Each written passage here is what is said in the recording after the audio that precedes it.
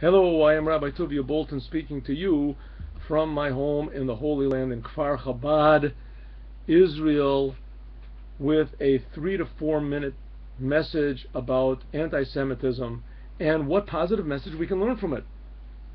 The world is filled with anti-Semitism today. It's a very popular international pastime, and all the college campuses, in the media, all the religions, all the different political groups, all the nations, everybody seems to be anti-Semitic. The United Nations calls it anti-Zionism.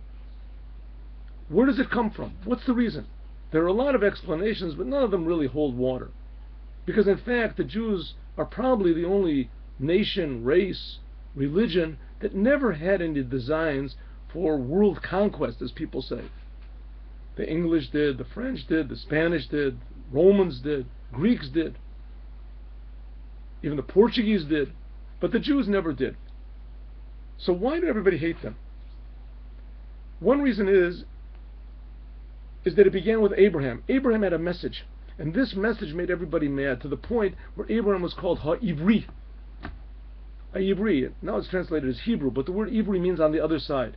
And it's explained that Abraham was on one side of the world, and the whole entire world was on the other side. Because Abraham's message was that there's a God, and the God cares, and the God creates everything constantly. He creates time, He creates all spirit, He creates all the gods that all the other religions worship. But most important, He creates us, each and every human being. And human beings are the most important because we have free will, and we can choose to recognize this and take the obligation on ourselves that God gives us every second. God, according to Abraham, creates the whole entire world and every person and every molecule in it, every second, from love. Infinite, infinite love. And this love is what makes us important. No person is dispensable. Everyone is unique. But people don't like this message. The reason they don't like it is because people want to control. People want to control everything. They want to control the future. They want to control the past. They won't let go. Things that happened to us in the past, we hold on to our whole lives. We hate people because of it. We're jealous. We're miserable. We're depressed. The future scares us.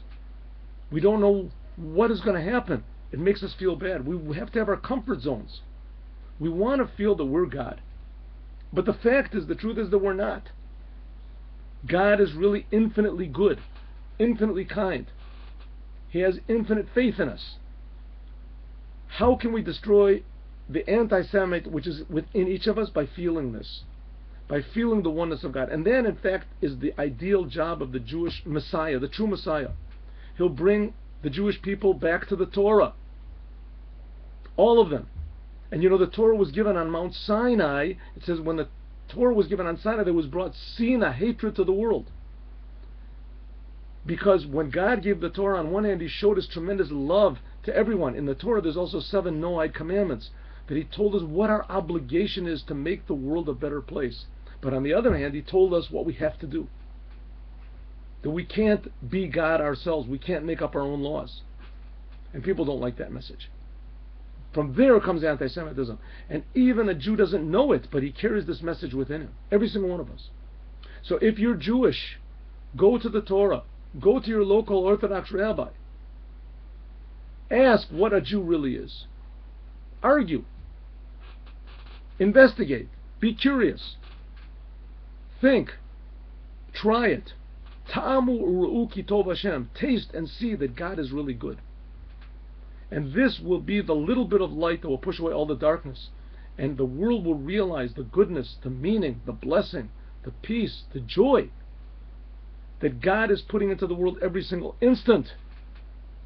That's the message we can learn from anti-Semitism, that it all starts with us. Love God, and you'll feel how much God really loves us. Have a good day, and change the world now.